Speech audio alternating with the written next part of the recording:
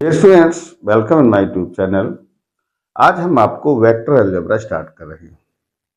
देखिए, क्योंकि मैं थोड़ा लॉन्ग वे में नहीं पढ़ा रहा हूँ, थोड़ा शॉर्ट, क्योंकि पेपर आपके बहुत नज़दीक हैं। शायद आपका पेपर 23 को है, तो मुझे 2 या 3 रोज में ये मैथ आपका खत्म करना पड़ेगा।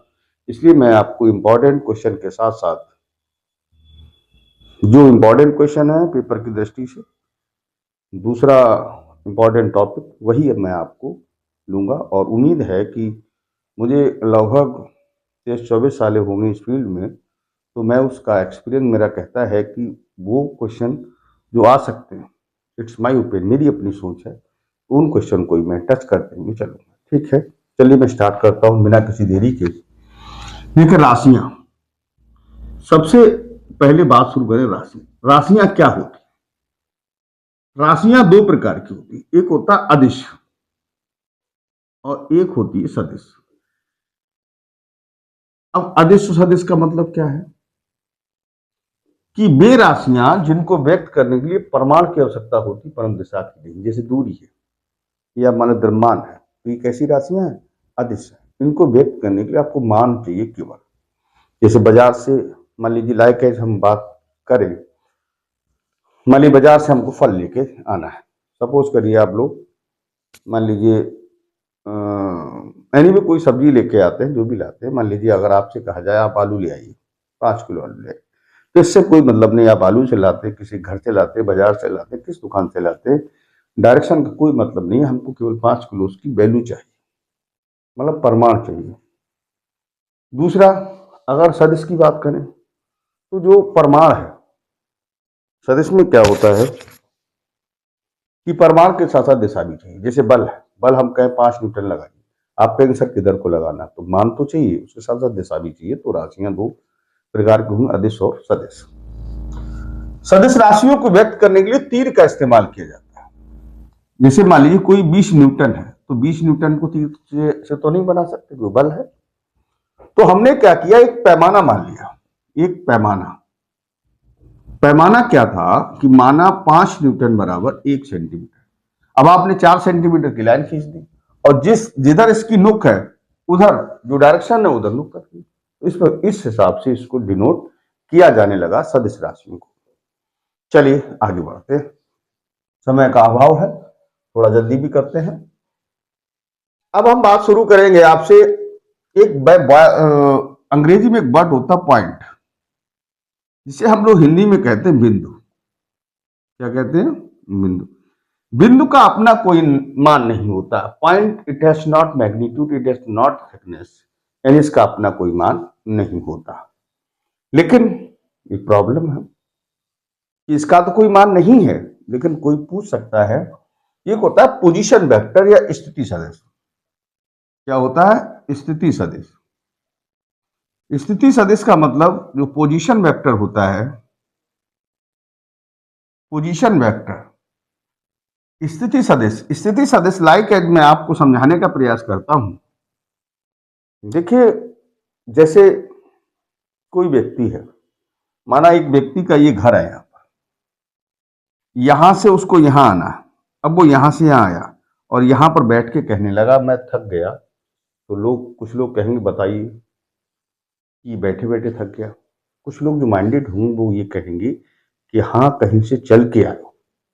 इसका मतलब पोजीशन है आपकी।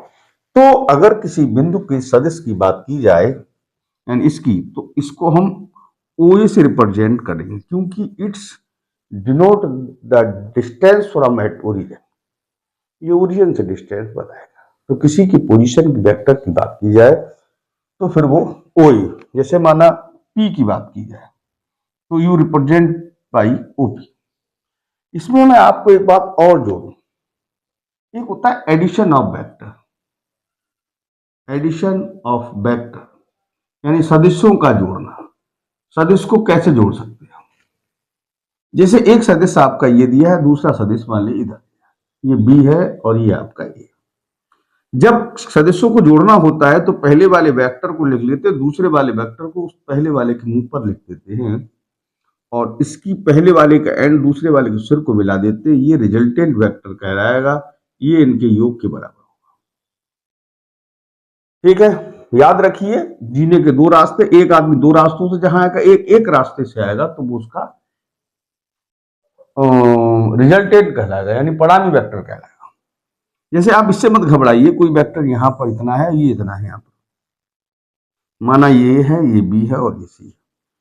तो अगर आपसे कोई पूछता है A B plus B C, दो रास्तों की शांति यहां हुई तो इसकी शांति यहां आई, बराबर क्या हो जाएगा, वेक्टर इसी। तो इसको आप याद रखिए। एक होता है सब्ट्रैक्शन ऑफ वेक्टर, वेक्टरों को घटाना। सब्ट्रैक्शन, सब्ट्रैक्शन ऑफ वेक्टर्स यानी वेक्टरों का घटाना। तो कैसे घटाएंगे, ये वेक्टर जो दिया है इसको ऐसे लिख लें, जो वेक्टर की डायरेक्शन है उसकी उल्टी दिशा में उसे खींच देंगे, वो माइनस बी हो जाएगा और ये आपका पड़ा हो जाएगा vector A minus vector B, resultant vector बराबर। अच्छा एक बात और याद रखिए, वेक्टर में कोई वेक्टर ओ ए दिया है, अगर आपने इसकी डायरेक्शन बदल दी, माना ए ओ कर दिया, तो फिर ये माइनस में हो जाएगा।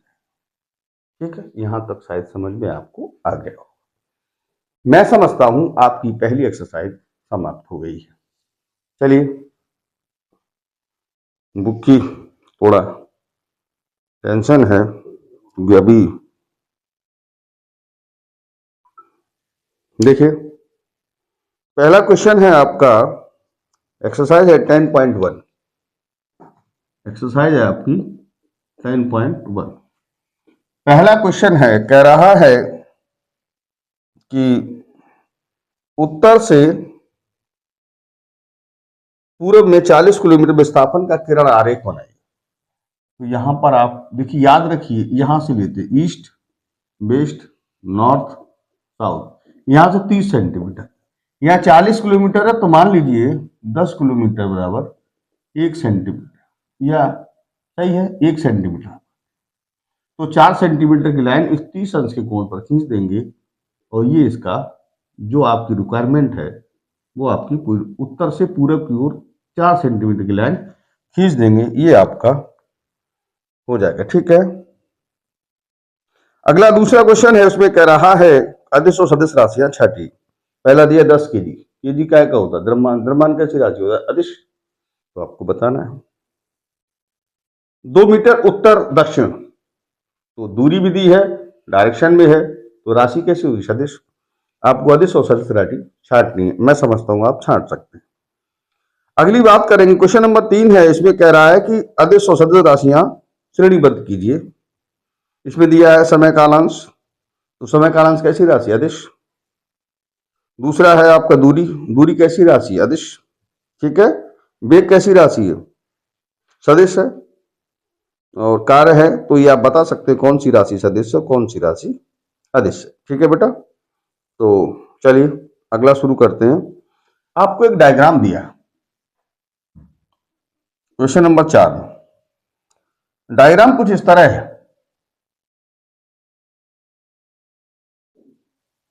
ये इधर है,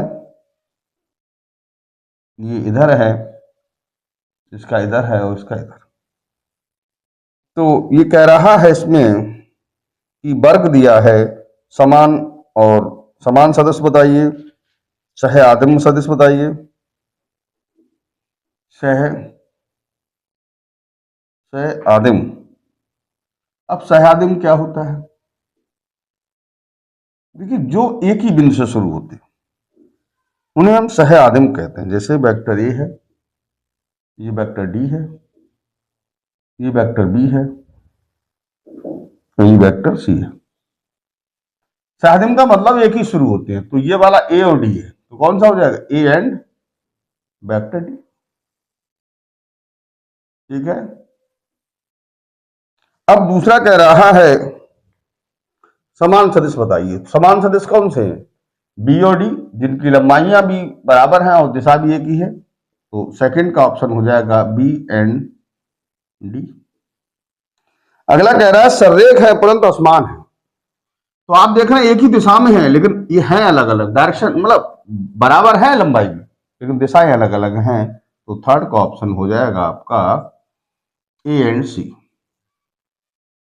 चलिए, तो डियर स्टूडेंट, अगला क्वेश्चन है क्वेश्चन नंबर 5, लास्ट क्वेश्चन है इस एक्सरसाइज का। मैंने कहा इम्पोर्टेंट कराएंगे, इसमें क्वेश्चन ही बहुत कम है, तो फिर इससे इम्पोर्टेंट ही क्या की बात। ए और माइनस से संरेख है, आपको ट्रू और फॉल्स बताना है। तो ए का मतलब है वेक्टर इधर है, और माइनस ए का मतलब इधर, लंबाइयां तो बराबर हैं। तो पहला कह रहा है सत्य और सत्य, क्या ये संरेख है? हाँ बिल्कुल संरेख है, क्योंकि केवल दिशा अलग है, डिफरेंट है, लेकिन लंबाइयां बराबर हैं। ये और माइनस ये लंबाइयां बराबर, केवल डायरेक्शन चेंज होगी तो संरेख है। दो संरेख सदिश के परिमाण सदैव समान होते? बिल्कुल नहीं। हो सकता है ये ए हो और ये एक दूसरा 2a हो, तो परिमाण अलग हो सकते हैं। अरे कोई चीज इतनी लंबी हो सकती है, कोई चीज ज्यादा लंबी हो सकती है, लेकिन संरेख तो है। अगला कह रहा है कि समान परिमाण वाले दो सदिश संरेख होते, ये भी जरूरी नहीं है। हो सकता है कोई इधर के लिए हो और कोई इधर के लिए, लंबाइयां उनकी बराबर हो सकती हैं, तो परिमाण तो बराबर होंगे, लेकिन वो संरेख नहीं कह सकते। फोर्थ और लास्ट इसका है, फिफ्थ का, समान परिमाण वाले दो संरेख सदिश सदैव समान होते हैं। तो जब संरेख है और परिमाण भी बराबर, तो समान तो हो ही जाएंगे। तो ये आपका सत्य है। तो पहला और इसका लास्ट सत्य है, बाकी दोनों असत्य हैं। तो यहां तक आप इसका स्क्रीनशॉट ले सकते हैं। तो डियर स्टूडेंट, अब हम नेक्स्ट एक्सरसाइज की ओर बढ़ते हैं। देखिए बहुत सिंपल एक्सरसाइज है, इनमें ज़्यादा प्रॉब्लम नहीं है अगर आप ध्यान से सुनेंगे तो। देखिए एक हम बात करेंगे शुरुआत आपसे, आई कैप और जे कैप क्या होता है। आई कैप, जे कैप और के कैप। देखिए जैसे हम यहां पर चाहें, ये एक्स अक्ष की ओर और ये वाई अक्ष है, यहां पर जेड अक्ष, इसको ऐसे तो लिख नहीं सकते, तो इसको यहां पर। अब एक आई जे कैप का को निजात किया गया। निजात क्यों किया गया? क्योंकि एक वेक्टर जो है वो हर जगह रे से, किरण से किसी से शो किया जाए तो बहुत जगह प्लेस घेरेगा, एक बहुत लंबा प्रोसेस है। तो इसको सॉर्ट आउट करने के लिए, इस प्रॉब्लम को सॉर्ट आउट करने के लिए हमने क्या किया कि एक आई कैप का मतलब है एक्स अक्ष की ओर एकांक वेक्टर। ऐसा वेक्टर है एकांक, यूनिट वेक्टर, जिसका मान 1 होता है। इसको निजात इसकी ओर जे होता है एकांक वेक्टर, इसकी ओर के होता है, ये जेड एक्स। इसको निजात करने का कारण ये रहा कि मान लीजिए 2 न्यूटन का बल एक्स अक्ष की ओर लग रहा है इधर के लिए, तो आपने लिख दिया 2i कैप। तो अब वो तीर वाली समस्या खत्म हो गई।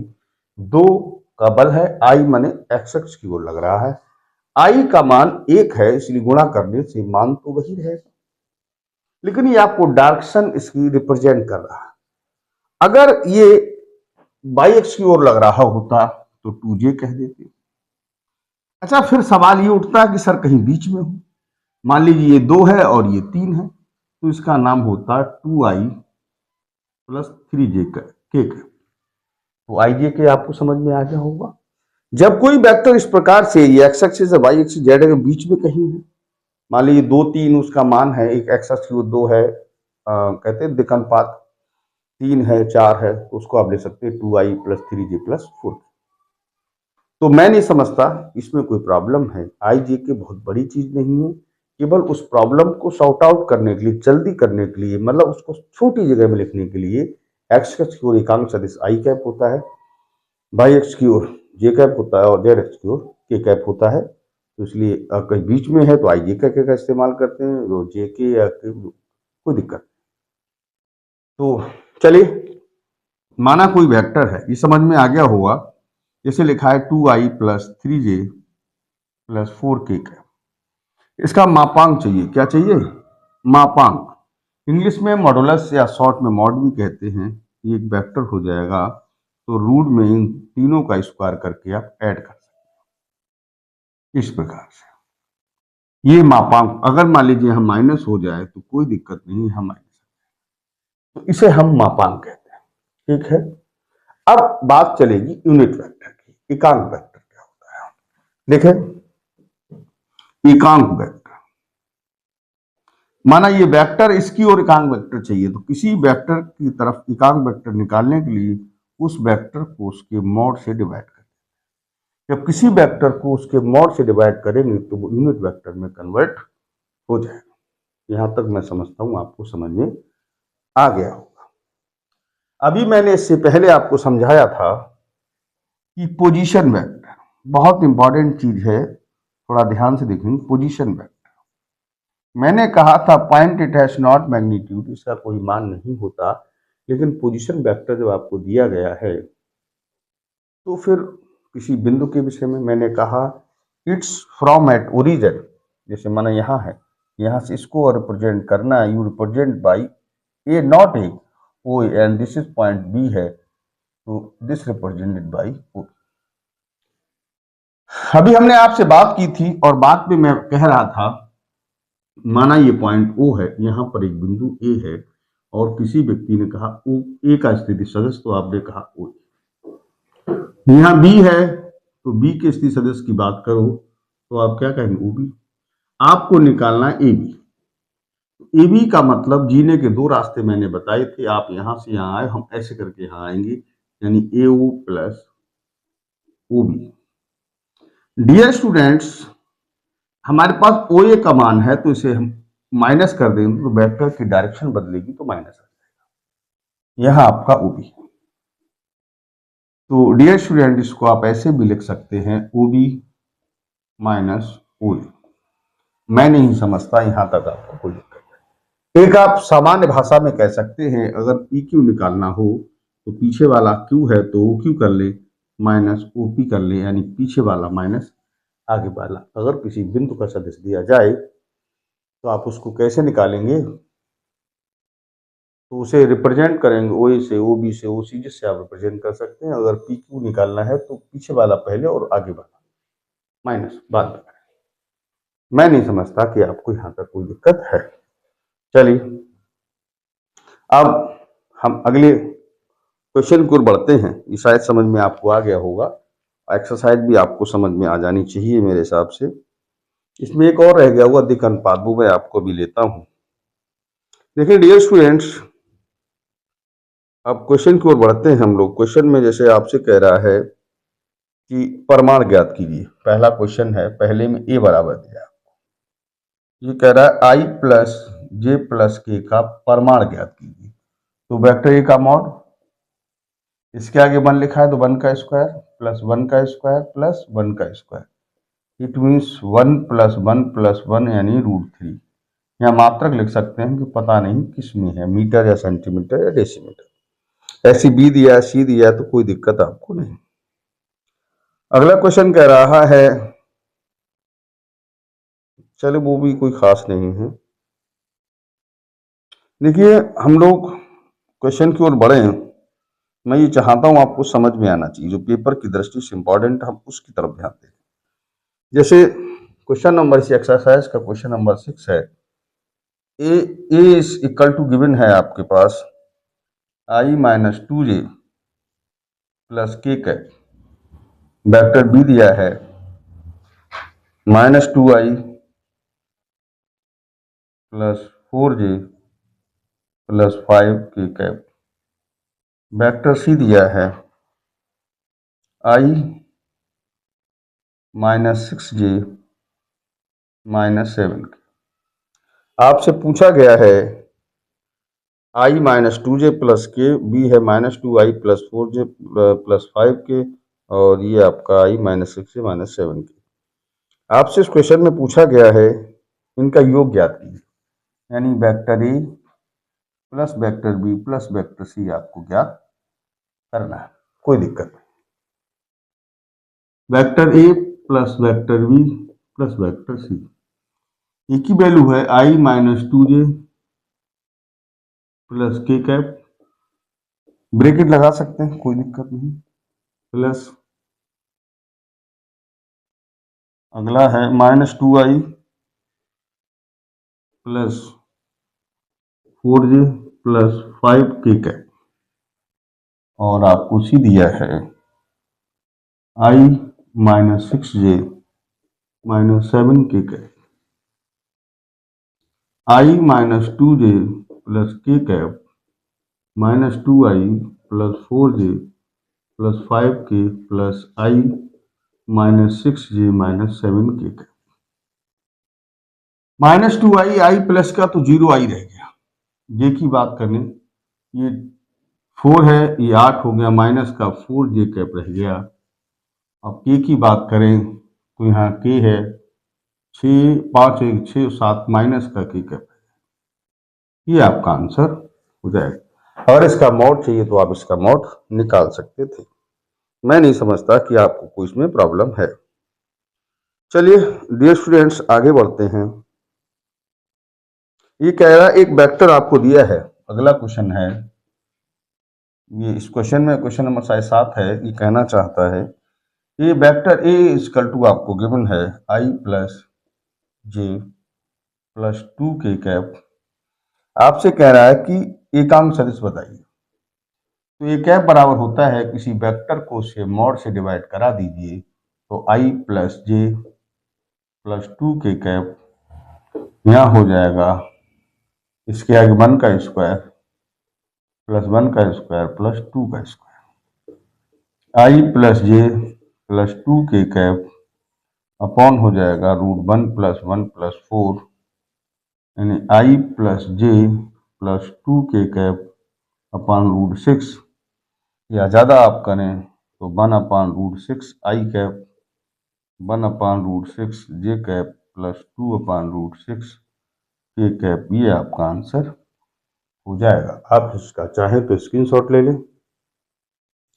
तो डियर स्टूडेंट, एक और क्वेश्चन इंपॉर्टेंट है, क्वेश्चन नंबर 8 है, जो कुछ इस तरह है कि आपको कह रहा है कि सदिश पी क्यू के अनुदिश मात्रक सदिश ज्ञात कीजिए।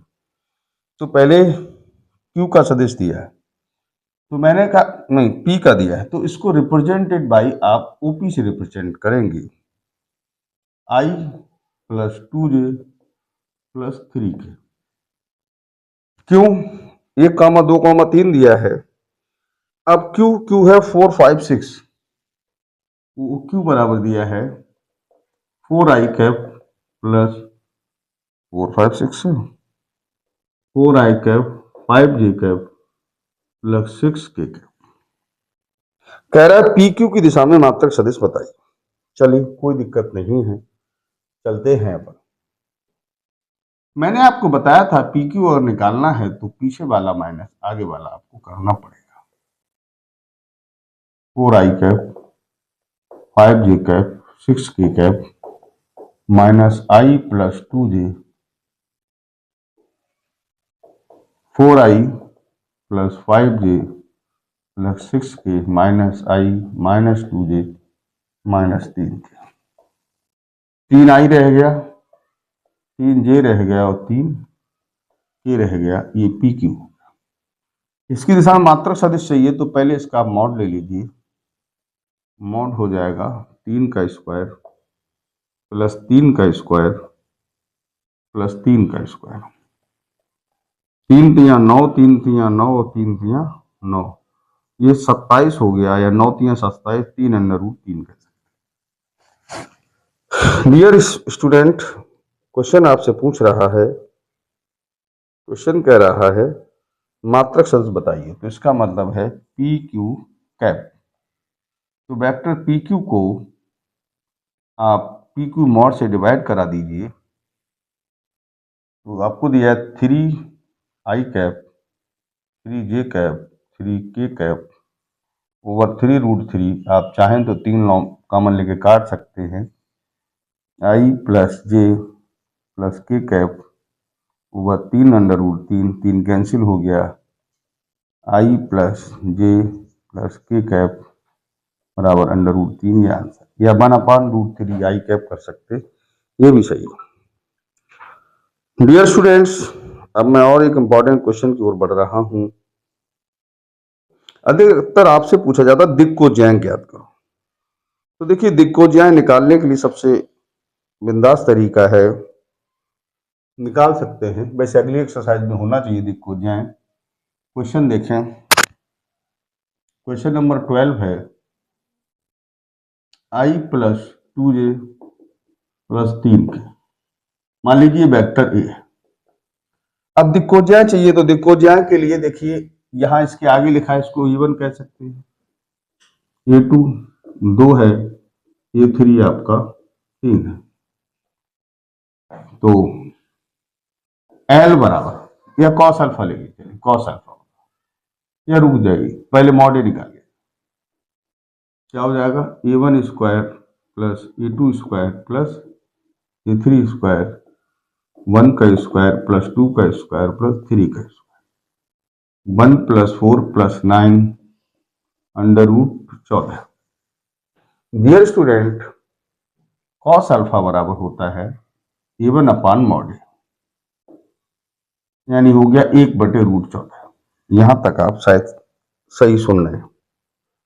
देखिए डियर स्टूडेंट्स, अब है आपका कॉस बीटा, तो ये 2/√14 हो जाएगा, और कॉस गामा जो है ये 3 अपॉन मॉड ए कर सकते हैं आप, यानी इनका जो गुणा मॉड से डिवाइड करा दें तो ये मॉड इसका हो गया, और ए बटे मॉड और बी बटे और, या A1 A2 A3 बटे, ये आपका 3 है बटे √14, ये आपकी हो गई दिक्कोज्याय। ठीक है, ये क्या हो गई, दिक्कोज्याय, दिक्कोज्याय, इसको इंग्लिश में कहते हैं डायरेक्शन कोसाइन। चलिए और देखते हैं कोई इंपॉर्टेंट क्वेश्चन हो इस एक्सरसाइज में। देखिए क्वेश्चन में कुछ होता नहीं, बहुत सिंपल एक्सरसाइज होती है ये, मैं नहीं समझता आपको कहीं प्रॉब्लम आ रही होगी। तो डियर स्टूडेंट्स, एक बात और देख लें आप, अच्छा कभी कभार अनुपात पूछ लेते हैं, मध्य बिंदु या कहीं अनुपात पूछ ले, जैसे मैं आपको लाइकेज बताता हूं। ये क्वेश्चन आप ले लीजिए, जैसे क्वेश्चन आपको दिया है P दिया I + 2j minus K cap, और Q दिया है आपको -I + j plus K cap. देखिए डियर स्टूडेंट, मैं आपको पहले तो 2-3 फार्मूलों के साथ शेयर करवाता हूं। जैसे माना एक बिंदु P है, ये Q है, ये पॉइंट मान लीजिए अब x1/1 है, ये पॉइंट x2 और y2, ये यहाँ को इसको रेशियो है माना M1:M2, यानी अंता मानना है। तो ये पॉइंट अगर xy है, अंता विभाजन, अंता विभाजन, तो x वाला फार्मूला होता था M1x2 plus M2x1 upon M1 plus M2। दूसरा y बराबर होता था, लेकिन उसकी y बराबर होता था, अच्छा बाह्य अगर होता था, याद हो आपको, बाह्य में यहाँ क्या होता था, minus M1x2 plus M2x1 upon M1 plus M2। अच्छा अगर मध्य बिंदु की बात करें तो डियर स्टूडेंट आपको याद होगा x बराबर होता था x1 प्लस x2 बटे 2। y वाला भी ऐसे लिख सकते थे, लेकिन y की कोई जरूरत नहीं, यहाँ वेक्टर आपको निकालना है। तो मैं डियर स्टूडेंट्स आपको थोड़ा समझाने का प्रयास करता हूँ, इसको मिटा दीजिए, चाहे तो आपने देख भी लिया होगा। देखिए है क्या, आपसे क्वेश्चन इसमें पूछा गया है, क्वेश्चन कह रहा है, इसमें ये पूछ रहा है, ये कह रहा है कि इसको अंता बांटेगा 2:1, यानी M1:M2, 2:1, अंता बांट रहा है। कैसा बांट रहा है, अंता, तो ये लिखेंगे कौन बांट रहा है, अंता बांटने वाला। चलिए यहां लिख लीजिए अंता विभाजक, अंता विभाजक बिंदु का स्थिति सदिश, कौन सा सदिश, स्थिति, बराबर M1 यानी 2, x2 -I + j + k plus M2। आपको M1 M2 लिखना नहीं, ये दिमाग में रखना वेक्टर में, I + 2j - k cap upon 2 + 1 -2I plus 2j plus 2k I plus 2j minus kk over 3। -2 I है तो माइनस आई रह गया, जे का आपका 4j हो गया और k का हो गया प्लस का k। ये आपका आंसर हो जाएगा अंतःविभाजक बिंदु का सदस्य। अगर ये मध्य बिंदु कहता तो यहाँ x1 प्लस x2 बटे 2 कर देते, अगर बाह्यता होता तो यह माइनस कर देते, तो मैं नहीं समझता इसमें आपको कोई प्रॉब्लम है। यहां तक आप क्वेश्चन आसानी से कर सकते हैं, मुझे नहीं लग रहा कि आपको कहीं कोई प्रॉब्लम होगी। देखें डियर स्टूडेंट्स, अच्छा इसमें एक बात और भी देख सकते हैं, ये क्वेश्चन और रह गया। जैसे मान लीजिए आपको मैं एक एग्जाम्पल पहले आपको समझाऊं, जैसे कोई त्रिभुज दिया, माना ए है, इस पर कई क्वेश्चन मैं कराऊंगा। ए बी निकालना है, ए बी कैसे निकालोगे? ओ बी पीछे वाला माइनस आगे वाला, फिर बी सी निकालना है तो ओ सी माइनस ओ बी, और अगर आपको सी ए निकालना है तो हो जाएगा ओ ए माइनस ओ सी। इन सबका मॉड ले लीजिए, इन सबका मॉड लेके उनकी लंबाइयां आ जाए। अगर इन बिंदुओं से बना त्रिभुज समबाहु होगा तो सारे मॉड की सारी वैल्यू बराबर आ जाएंगे, आप कह देंगे त्रिभुज समबाहु होगा। दो भुजाएं बराबर आ जाएंगे, आप कह देंगे त्रिभुज विषम समद्विबाहु होगा।